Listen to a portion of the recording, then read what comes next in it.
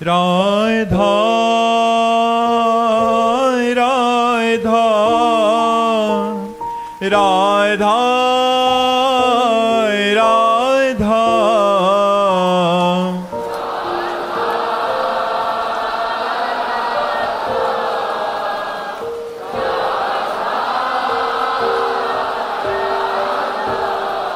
हाय राधा राधा राधा राधा राधा राधा राधा राधा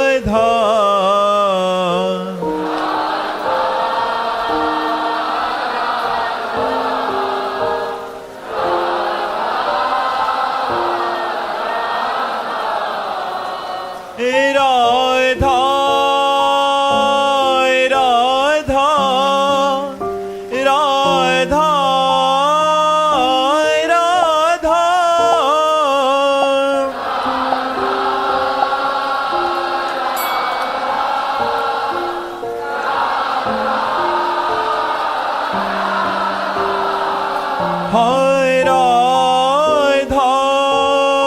राधा राधा राधा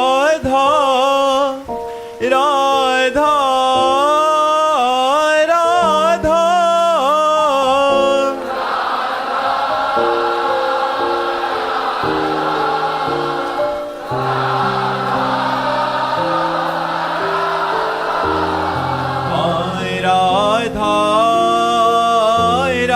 राधा राधा राधा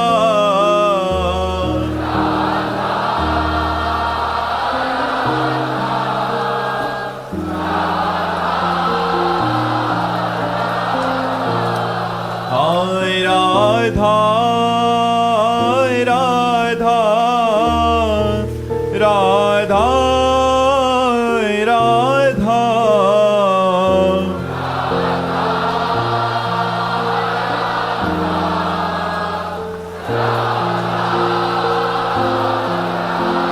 श्री राधा वल्लभ लाल की, समस्त संत हरि भक्तन की, श्री वृंदावन धाम की, सतगुरुदेव भगवान की। अवधेश तिवारी जी दिल्ली से।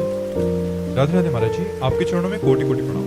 महाराज जी, गोस्वामी तुलसीदास जी महाराज जी ने रामचरितमानस के उत्तरकांड के अंत में अपने संबंध में कहा है कि जाकी कृपा लवलेश ते मति मंद तुलसीदास हूँ, पायो परम विश्राम राम समान नहीं और। महाराज जी, ये परम विश्राम स्थिति क्या है? क्या आपने अपने व्यक्तिगत जीवन में इसका अनुभव किया है? अब ये तो गुरु जी जाने और भगवान जाने। ये तो टीचर जानता है कि विद्यार्थी कैसा है। विद्यार्थी अगर जानता है कि मैं श्रेष्ठ हूं तो अहंकारी है। अगर विद्यार्थी कह दे कि मैं समस्त विद्यार्थियों में श्रेष्ठ लक्ष्य को प्राप्त कर लिया तो अहंकारी है। वास्तविक परिचय तो टीचर जानता है कि विद्यार्थी कैसा है, इसलिए गुरु और भगवान जानते हैं। परम विश्राम का स्वरूप है जैसे दीवाल घड़ी से सेल हटा लिया जाए तो परम विश्राम को प्राप्त हो जाए। सेकेंड की सुई सेकेंड में, मिनट की मिनट में कोई चलायमान नहीं होगी। ऐसे मन भगवदाकार, बुद्धि भगवदाकार, चित्त भगवदाकार, अहम दासत्व से युक्त निरंतर परमानंद की बाढ़। तो गोस्वामी जी कह रहे हैं ये साधना से नहीं हुआ। जाकी कृपा लवलेस ते मति मंद तुलसी दास हो, पायो परम विश्राम राम समान प्रभु नाही कहूं। परम विश्राम, जहां किंचन मात्र कोई कामना नहीं, जहां किंचन मात्र कोई शोक नहीं, जहां किंचन मात्र किसी द्वंद्व का प्रभाव नहीं, हर समय परमानंद की बाढ़ आ रही है, उसे परम विश्राम कहते हैं। इसलिए गोस्वामी जी ने बड़ा इशारे से कहा मतिमंद तुलसीदास। ये मेरी बुद्धि का प्रकाश नहीं कि मैंने परम विश्राम प्राप्त किया, मैं तो मतिमंद हूं। और ये मेरी साधना का फल नहीं, क्योंकि मैं कृपाश्रित हूं। जाकी कृपा लवलेश दे, पर इस लवलेश मात्र की कृपा को प्राप्त कौन कर सकता है, इस बात को समझना होगा। पायो नाम चारु चिंतामणि, उर करते न खसई हो, अब लो नसानी अब ना नसई। ये गोस्वामी तुलसीदास जी का है, अब लो नसानी अब ना नसई। ये इंद्रियों ने न जाने क्या क्या प्रपंच फैला दिया, क्या क्या भोग वासना, अब लो नसानी अब ना। पायो नाम चारु चिंतामणि, उर करते न खसई हो। यदि हृदय रूपी हाथ से नाम रूपी चिंतामणि पकड़ ली गई तो परम विश्राम प्राप्त हो जाएगा। राम राम राम जी है, जो लो तू न जपी है, तो लो तू कहूँ जाए, तिहू ताप तपी है। सुरसरी तीर बिन नीर दुख पाई है, सुर तरु तरे तो ही दारिद सताई है। जागत बागत सपनों न सुख सोई, जुग जुग जन्म जन्म जग रोइए। छूटिबे के जतन विशेष बांधे जाएगो, वह है विश्व भोजन जो सुधा सान खाएगो। राम राम राम जी जो लो तू न जपी है, तो लो तू कहूँ जाए, तिहू ताप तपी है। दैहिक दैविक भौतिक तीनों तापों का समन करके, भवरोग का नाश करके परम विश्राम प्रदान करने वाला भगवान का नाम है। भगवान की लौलेस कृपा का फल यही है कि नाम में प्रीति हो जाना। जा सुनाम भव भेषज, हरन घोर त्रिशूल, तो कृपाल कहि मोहि पर राहु सदा। वो भगवान कृपा करें और हमें नाम में प्रीति हो जाए तो पायो परम विश्राम। परम विश्राम जाहि न चाहे कबहु, परम विश्राम सकल कामना हीन जे राम भगति रस दीन। किंचन मात्र कोई कामना नहीं, भगवान की भक्ति रस में प्रेम रस में जो लीन, वो परम विश्राम। वही भगवान की लवलेस कृपा का फल कि हमारे मन में निरंतर भगवान का मधुर मधुर नाम स्मरण चलता रहे। नाम चल रहा सब, भगवान शंकर को साक्षी करके कहता हूँ, ये दो आखर मेरे माई बाप है। गोस्वामी जी के ही वचन है, मेरे माई बाप है रा और माँ। भगवान शंकर को साक्षी करके कहता हूँ, इन्हीं के द्वारा पोषित हूँ और आज तक मुझे जो कुछ प्राप्त है वो दो आखर के, दो अक्षर के द्वारा प्राप्त है। तो यही परम विश्राम है, यही परम लाभ है कि नाम में प्रीति हो जाए, निरंतर नाम चलता है। रूप प्रसाला जी, राधे राधे महाराज जी। महाराज जी, पीछे सत्संग में सुना था कि साधक को सुख में प्राप्त हर्ष रूपी विकार का भी त्याग कर देना चाहिए। वैसे हमें लगता है सुख होता क्या है, सुख है कहाँ? हर्ष विकार आता है सांसारिक सुख में, और सांसारिक सुख सुख नहीं है, सुख की छाया है, समझ पड़ती नहीं है, मेरे गिरधर की माया है। क्या सांसारिक सुख है? आप लोग सब भोगते हैं, क्या है आपके पास? कौन सा सुख आपके पास है जो छाती ठोक के कह सकते हो अब कछुड़ा देना चाहिए मुझे? कौन सा सुख है, कौन सा भोग है जिसके भोगने के बाद मन ने कह दिया अब नहीं भोगना, आज के बाद कभी नहीं भोगूंगा, मैं समझ गया इसमें सुख नहीं है? ऐसा कौन है? कोई भगवान का भक्त ही ऐसा होगा, भगवान का भजन करने वाला होगा। तो सुख में हर्ष किस बात का? यहाँ का हर हर्ष शोक में बदलने वाला है, यहाँ की हर उन्नति पतन में बदलने वाली है, यहाँ का हर वैभव नाथ को प्राप्त होगा। किस बात के लिए हम विश्वास करें? क्या विश्वास करें? किस पर भरोसा? जब इस शरीर ही भरोसे लायक नहीं तो इसके भोग कौन से भरोसे लायक है? इसलिए कहा जाता है हर्षित मत हो, लौकिक उन्नति, लौकिक सुख, लौकिक वस्तुओं की प्राप्ति में हर्षित हूं। यहाँ तो हर्षित क्या, इतनी बड़ी मूढ़ता छाई हुई है कि खोने पर हर्ष मनाते हैं। एक वर्ष खो दिया, बोले आज हमारा बर्थडे पार्टी चले। एक वर्ष खो करके पार्टी मनाते हैं यार। एक वर्ष प्लस होता फिर पार्टी मनाते तो हम मानते। बोले एक वर्ष खो गया जीवन का, बोले आज बर्थडे पार्टी मनाते। क्या हमारे ज्ञान, क्या हमारा विवेक, मनुष्य जीवन मिला है सत्य सच्चिदानंद की प्राप्ति के लिए, समस्त कर्मों को विध्वंस करने के लिए, आचरणों को पवित्र करने के लिए, इंद्रियों पर विजय प्राप्त करने के लिए। कहाँ खोए हुए हैं। मनुष्य जीवन नष्ट हुआ, इसके बाद 84 लाख योनियों में भ्रमण करेंगे हम। कौन हमें पूछेगा? कौन रिश्तेदार नातेदार, पीछे जन्म का रिश्ते नातेदार कौन पूछ रहा है अब? आज का कौन पूछेगा कल? इसलिए होश में हर्षित मत हो, आनंदित होने के लिए भगवान की शरण में बढ़ो। सुख में फूलो मत, दुख में भूलो मत। यात्रा चलाते रहो और यात्रा का लक्ष्य श्री भगवान होना चाहिए। राधिका रसिक सहचरी जी, राधे राधे महाराज जी। महाराज जी, क्या आप यानी गुरु तत्व की जब किसी प्राणी पर विशेष कृपा होती है तो क्या आपको पता चलता है या स्वाभाविक वो अपने आप हो जाती है, या आप उस समय ऐसी इच्छा करते हैं या कृपा दृष्टि डालते हैं? महाराज जी ऐसे में पूछना चाह रहे हैं कि गुरु, देखो, गुरु तत्व और गुरु रूप दोनों अंतर है।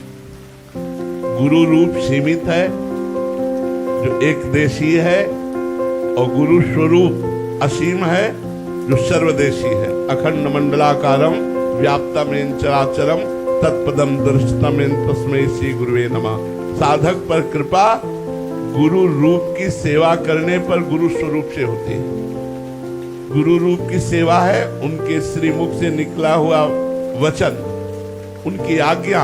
अब जो ही कहें करें हम सोई, आयुष लिए चले निज दासी।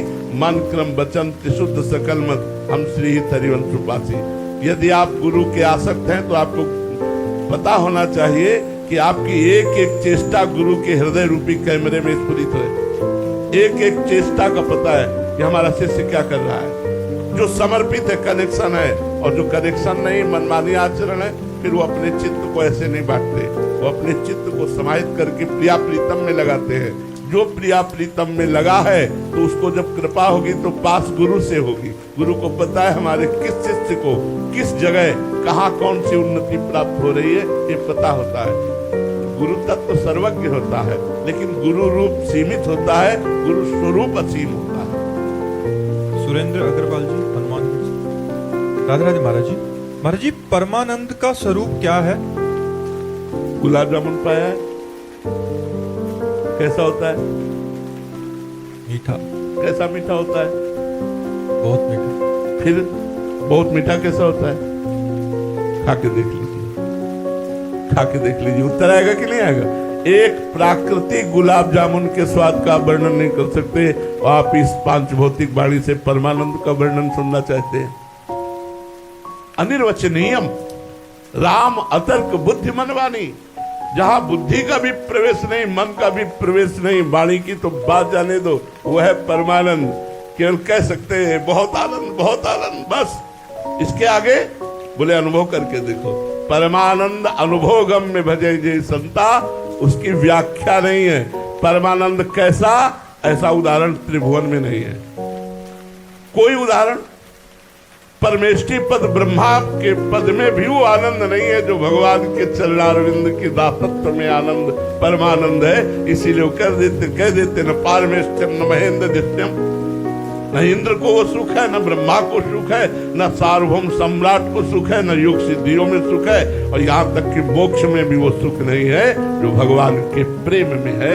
ये तो अनुभव गम्य है, इसे वाणी के द्वारा कैसे वर्णन किया जाए? कोई जड़ वस्तु हो तो उदाहरण दे सकते हैं कि रसगुल्ला ऐसा मीठा जैसा स्पंज, कुछ तो दे सकते हैं, लेकिन परमानंद सिर्फ परमानंद, और वो चिदानंदमय है। वो प्राकृतिक वाणी के समेट में आ नहीं सकता कि वाणी के द्वारा उसका वर्णन किया जा सके, लेकिन इतना इशारे से बता सकते हैं जिसके प्राप्त होने के बाद कुछ प्राप्त करना बाकी नहीं रहता, उसे परमानंद कहते हैं। जिसे प्राप्त करने के बाद कुछ प्राप्त करना बाकी नहीं रहता, उसे परमानंद कहते हैं। परमानंद भगवान का स्वरूप है, परमानंद भगवान का आनंद है।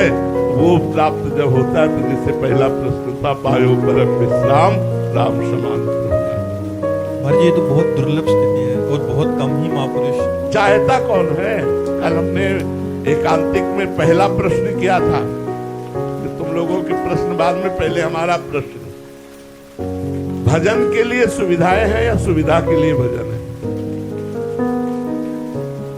कल प्रश्न किया था, आज फिर उत्तर हम चाहते हैं आप लोगों से, क्योंकि रोज नए लोग होते हैं। भजन के लिए सुविधाएं हैं, ईमानदारी से बताना, वृंदावन में बैठे हो या सुविधा के लिए भजन करते हो? सुविधा के लिए भजन करते हैं। तो अभी भजन का परमानंद प्राप्ति लक्ष्य नहीं बना। बहुत ईमानदारी से बोला, ठीक हमें लगा, अच्छा लगा। तो अभी आपका लक्ष्य ही परमानंद नहीं बना। जब साधन बना ले विषय भोगों को और साध्य बनाए भगवान को, तब परमानंद की प्राप्ति होती है। सुविधा को साधन बना ले और साध्य बनावे भगवान को, तब परमानंद की प्राप्ति होती है। अभी साधन बनाए हैं भगवान को और विषय सुविधा को साध्य बनाए कि हे भगवान अमुक कार्य हो जाए, हे भगवान अमुक कार्य हो जाए। तो परमानंद का कैसे अनुभव होगा? परमानंद से तो विषयानंद मांग रहे हो, तो विषयानंद का अनुभव आपको कभी ना हुआ है, ना है और ना होगा, क्योंकि वो तोता है, मायाकृत है, भूत के लड्डू है, ना खाए तो तड़पे, खाए तो परेशान हो।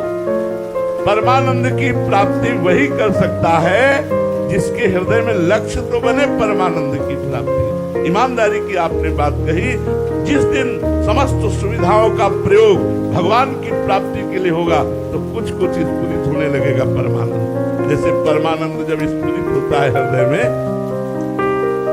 कुछ सुहाय और कछु न सुहाय, तिनको जुगल सेवा इस देव से जानत नाहि सजनी, एक रस भेजी रहे, गोप गोपीनाथ दुर्लभ ते सुखय दिन प्रति लहे, रात दिन अपार सुख के अनुभूत। अब वो कैसे आप जानोगे?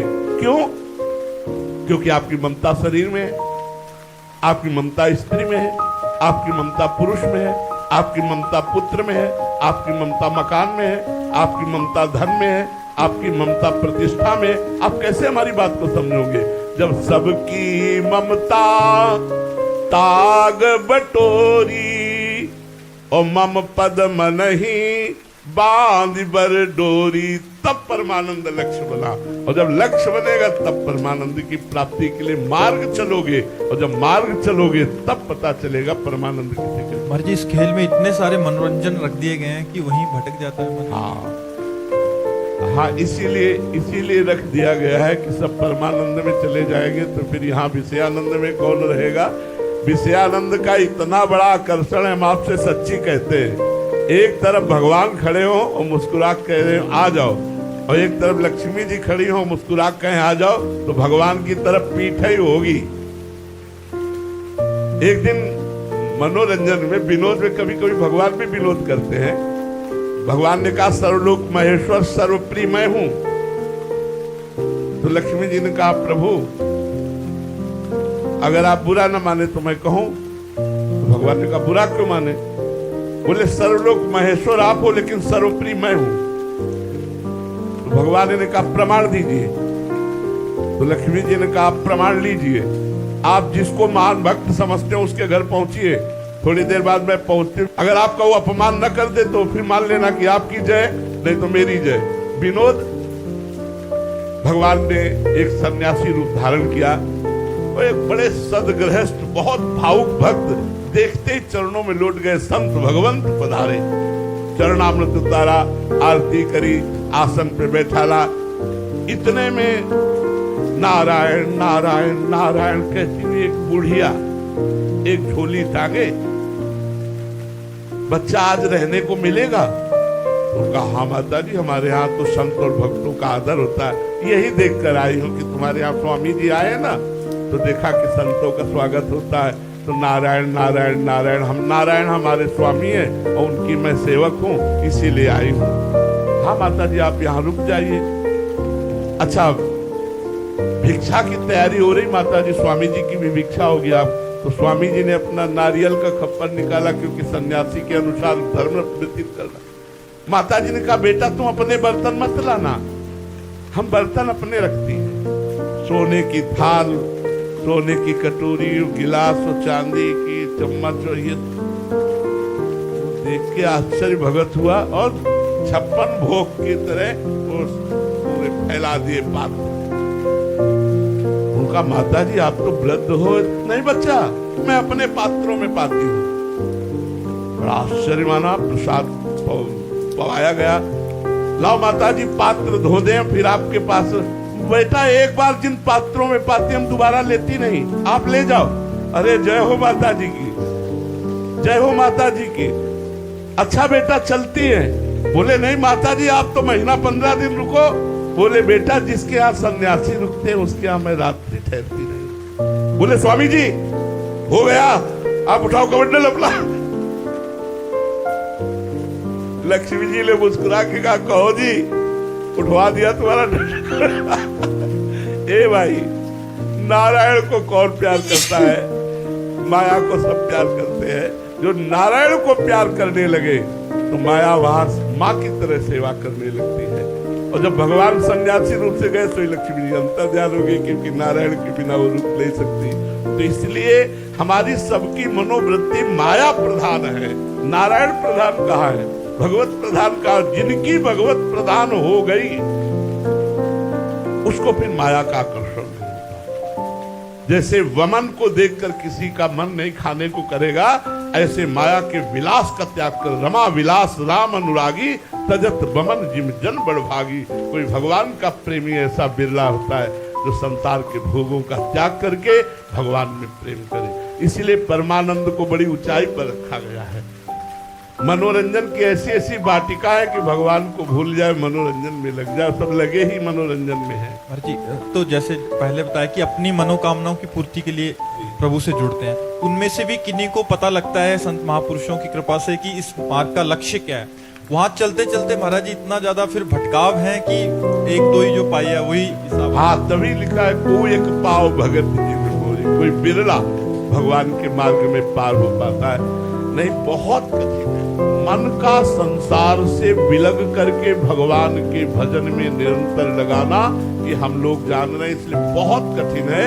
इसलिए आपसे कहते हैं आप ज्यादा चिंता मत कीजिए, आप राधा राधा रटिए, अपने कर्तव्य का पालन कीजिए, धर्मयुक्त विषयों को भोगिए, आपको भगवत प्राप्ति हो जाएगी। हमारी बात पर विश्वास मानो। हाँ, जो संतों को कथा जाता है, तैयार किया जाता है, वो लोग के लोग को पावन करने के लिए तैयार किया जाता है। ये भगवत पार्षद होते, सबकी कसौटी ऐसी नहीं होती। देखो पूरे जीवन भर वैश्यागमन किया अजामिल ने, वो अंतिम समय पुत्र के बहाने नारायण पुकार दिया तो भगवत प्राप्ति हो गई। तो तुम जान करके नारायण नारायण जपोगे, राधा राधा जपोगे, तुम्हें भगवत प्राप्ति नहीं हो जाएगी। आप निश्चिंत रहिए, डरिए मत। भगवान बड़े कृपालु हैं, करुणा सिंधु हैं, वो नाम के नाते हमारा उद्धार कर देंगे। हर्षिता राठी जी, राधे राधे महाराज जी। महाराज जी, क्या ऐसा भी संभव है कि साधक नाम जप करता रहे फिर भी प्रारब्ध इतना प्रबल हो कि उसे नाम जप का प्रभाव अनुभव ना हो? ऐसे हाँ, ऐसा है। प्रारब्ध प्रबल होने पर, बुरा प्रारब्ध होने पर बहुत समय तक नाम जप के आनंद का अनुभव नहीं होता। जब पूर्व पाप भस्म हो जाते तब आनंद का अनुभव होता है। ऐसा होता है। इसीलिए कल हमने चर्चा में कहा था कि एक गुरुजी ने अपने शिष्य को नियम दिया कि हम तुम्हें दीक्षा तभी देंगे जब पहली बात इस मार्ग को छोड़ोगे नहीं, और दूसरी बात कुछ ना अनुभव हो तो भी इस मार्ग को नहीं छोड़ोगे। ये दो बातें उन्होंने दी थी कि ये इसीलिए कि पता नहीं कितने जन्मों का बुरा प्रारब्ध है, हम भजन करें कुछ अनुभव ना हो, हमें लगने लगे कि यार 10 साल हो गए भजन करते कोई अनुभव नहीं, वही काम क्रोध लोभ मोह की लीला, इसका मतलब इस मार्ग में कोई फल नहीं मिलता। ऐसा कभी मत सोचना, निश्चित भगवत प्राप्ति होगी। अगर जीवन रहते हुए आप काम क्रोध नहीं मिटा सके तो अंतिम समय भगवान आपके हृदय को निर्मल करके भगवत प्राप्ति करा देंगे। जब बुरा आचरण व्यर्थ नहीं जाता तो भला आचरण व्यर्थ कैसे चला जाएगा? जब पाप कर्म बिना फल दिए नहीं रहता तो भजन बिना फल दिए कैसे रहेगा? इसलिए भजन करते रहो। मानते हैं आपकी बात कि वो किसी किसी का ऐसा बुरा प्रारब्ध होता है कि 10वें वर्ष भजन करने पर भी अनुभव नहीं होता भजन के आनंद का। मानसी शर्मा जी। राधे राधे महाराज जी। महाराज जी, मेरे मन में जो भी इच्छा आती है मैं उसे पूरा कर लेती हूँ। मुझे लगता है कि ऐसा करने से मुझे खुशी मिलेगी, लेकिन फिर भी मेरे मन में कभी अशांति सी बनी रहती है। हर समय एक अनजाना सा तनाव, बेचैनी। महाराज जी, ऐसे में मन को शांत करने का क्या उपाय है? ये नाम जप, नाम जप करो, नाम जप करो। तब लगी कुशल न जीव कहूँ, सपने हो मन विश्राम, सपने हो मन विश्राम। जब लग भजत न राम कहूँ, शोक धाम तज काम। जो चाहत है नित्य सुख, अरु मन को विश्राम। हित ध्रुव हित सो भजत रहो, पल पल श्यामा श्याम, पल पल श्यामा श्याम। नाम जप करो, इसी से हृदय शीतल होगा। जो कुछ चाहती हो वो सब भोग है, भोगों के भोगने से या भोगों की प्राप्ति से हृदय की जलन शांत होने वाली नहीं। ये जलन तभी शांत होगी जब हम भगवान का नाम जप करेंगे, भगवान का स्मरण करेंगे। भगवान के स्मरण मात्र से शांति प्राप्त होती है। त्यागात् शांतिरंतरम, भोगों के भोगने से शांति नहीं, भोगों के भोग वृत्ति का त्याग करने से शांति प्राप्त होती है। इसलिए खूब नाम जप करो। संजीव जी, देहरादून से।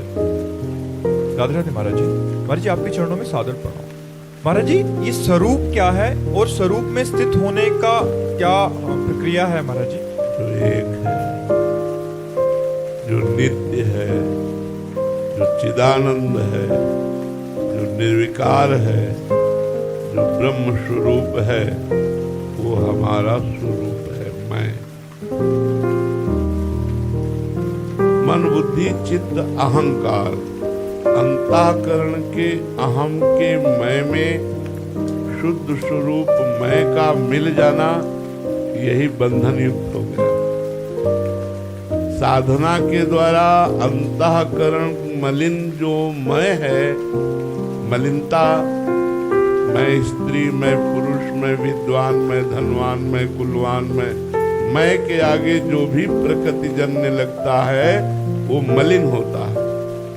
उस मैं को, मलिनता को दूर करके साधना के द्वारा जब स्थूल से मैं हटा, सूक्ष्म से मैं हटा, कारण से मैं हटा, तो जो शुद्ध मैं है वो ब्रह्म स्वरूप है। ब्रह्मविद ब्रह्मैव भवति, जो ब्रह्म को जान लेता है वो ब्रह्म स्वरूप ही अपने को पाता है, क्योंकि हमारा स्वरूप ब्रह्म में है। शंकर सहज स्वरूप सम्हारा, लाग समाधि अखंड अपारा। अखंड अपार समाधि सुख को प्रदान करने वाला स्वरूप बोध है। हम अपने स्वरूप को भूलकर अपने को स्त्री पुरुष मानकर मन और इंद्रियों के विलास में अपने जीवन को व्यर्थ नष्ट करते चले आए। अनंत जन्म हो गए। आज हमें साधु समागम के द्वारा अवसर मिला कि हम अपने स्वरूप की तरफ झांक कर देख पाए। वो है विवेक रूपी दर्पण। जब तक विवेक प्रकट नहीं होगा तब तक स्वरूप की तरफ आप नहीं बढ़ सकते। विवेक सत असत का ज्ञान, विवेक लोक परलोक के भोगों से वैराग्य, विवेक इंद्रिय निग्रह, मनो निग्रह, चित्त का निरंतर परमात्मा में स्थित रखने का प्रयास। इसके द्वारा जब अंतःकरण पवित्र होता है तो जैसे निर्मल जल में, शांत जल में नीचे क्या पड़ा है हम देख सकते हैं, ऐसे ही निर्मल अंतःकरण में, शांत अंतःकरण में, स्थिर अंतःकरण में उस आत्मा का प्रकाश पड़ रहा है। जो मैं हूं उसी प्रकाश का अनुभव हो जाता है। साधना अंतःकरण को शम करने की है। साधना अंतःकरण को भगवत स्वरूप बनाने की है। जब तक साधना में नहीं लगोगे तब तक मैं का परिचय नहीं मिलेगा।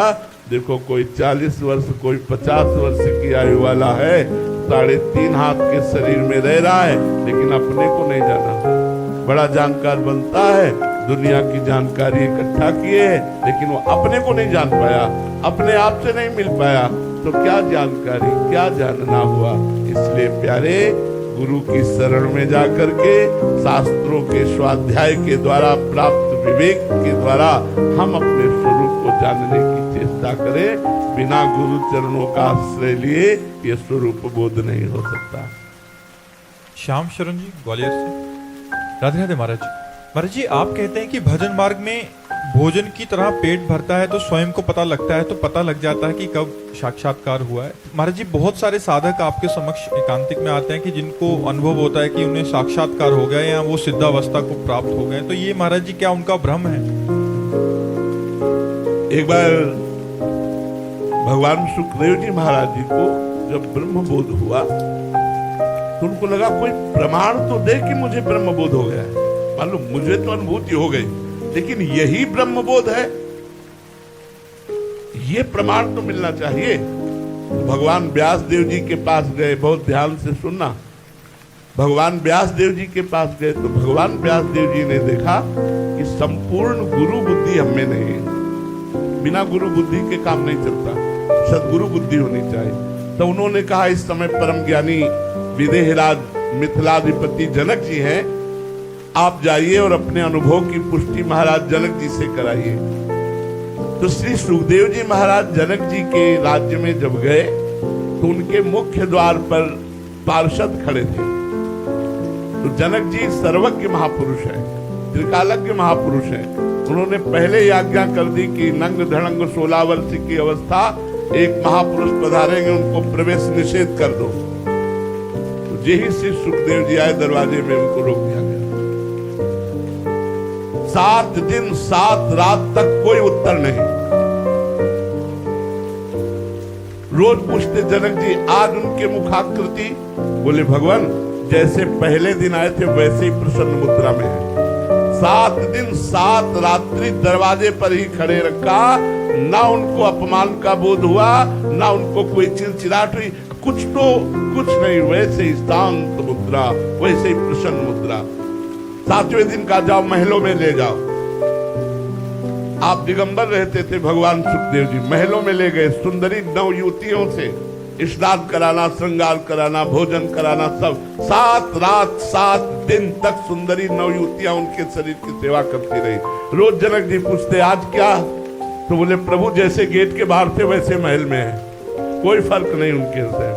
बाद में आरती सजाई और कहा, महाराज आपको जो प्राप्त है उसे ही ब्रह्मबोध कहते हैं। तो जिनको लगता है जिन साधकों को भगवत साक्षात्कार हो गया है, तो मान और अपमान, कंचन और कामिनी इनका प्रभाव न पड़ता हो, मान लेना भगवत प्राप्त हो गए।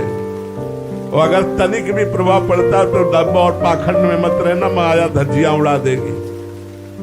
अगर मान अपमान शून्य हृदय हो गया है, किसी भी सुंदरी स्त्री का प्रभाव पुरुष शरीर पर या पुरुष का प्रभाव किसी स्त्री के हृदय में, तो फिर वो ब्रह्मबोध नहीं।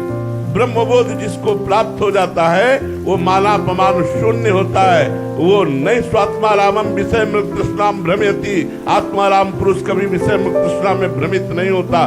बिना गुरु शरण हुए, बिना साधना किए ऐसे थोड़ी बात बोध हो जाता है, ऐसे भगवत साक्षात्कार। एक आए थे महाराज जी, कह रहे थे कि कोई मान नहीं रहा महाराज जी मेरे को भगवत प्राप्ति हो गई। अब बताओ, जिसे भगवत प्राप्ति हो गई वो दूसरों से क्यों मनाना चाहेगा भगवत प्राप्ति हो गई? यार बताओ, अजीब प्रश्न है। ये सब पाखंड है, ये सब दंभ है। वास्तविक बात जब है दूसरों से छुपाया जाता है कि कोई जान न पावे कि ये भगवत प्राप्त महात्मा है। ऐसा नाटक किया जाता है कि वो जाने की संसारिक आदमी है। जब सबको पता चला राजी महाराज भगवत प्राप्त महात्मा है तो भीड़ लगना शुरू हो गई। एक दिन विचार किया कि ये तो भीड़ भजन में बड़ी बाधक है। संत जन भागते हैं एकांत की तरफ और भीड़ उनके पीछे लगती है। तो उन्होंने काशी की एक वैश्या के पास गए। वैश्या ने देखा कि इतने बड़े संताएं खड़ी हो गई, दंडवत किया। महाराज आप पता है जहां आए हो, आने मात्र से आपका अपमान हो जाएगा। आने मात्र से लोग जानेंगे कि वैश्या के यहाँ गए थे, इतने मात्र से आपका अपमान हो। बोले यही करवाने के लिए आए। बोले तू बहन मेरा एक साथ दे। उनका महाराज आज्ञा करो। बोले काशी की गलियों में गले में हाथ डाल के घूमना है हमारे साथ। बोले कोई प्रणाम नहीं करेगा। बोले यही करवाना चाहते हैं। और ऐसा ही किया पूरी काशी में गले में हाथ डाल के बच्चा की घूमे, कोई प्रणाम नहीं करते।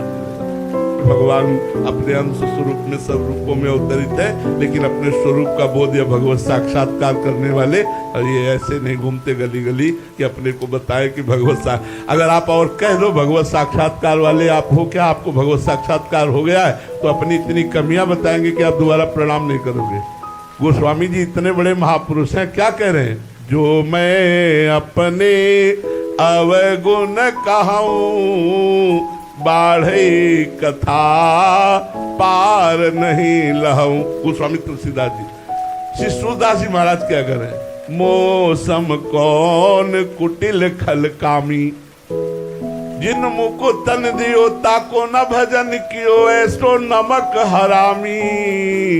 मौसम, ये सिद्ध पुरुष बोल रहे, ये भगवत साक्षात्कार किए हुए पुरुष हनुमान जी विभीषण जी से क्या करे, प्रात ले जो नाम हमारा, तेहि दिन ताहि न मिले आहारा, असमय अधम सखा सुनु। सबरी जी क्या करे, ये सब भगवत प्राप्त है। अधम ते अधम अधम अति नारी, जिन माँ में मति मंद अघारी। सामने भगवान बैठे और हिया डंका बजा रहे कि हमें भगवत प्राप्त है, ऐसा मानो, ये सब दम है, पाखंड वास्तविक बात नहीं। बाल योगी संत श्री सूरजदास जी महाराज। राधे राधे महाराज जी।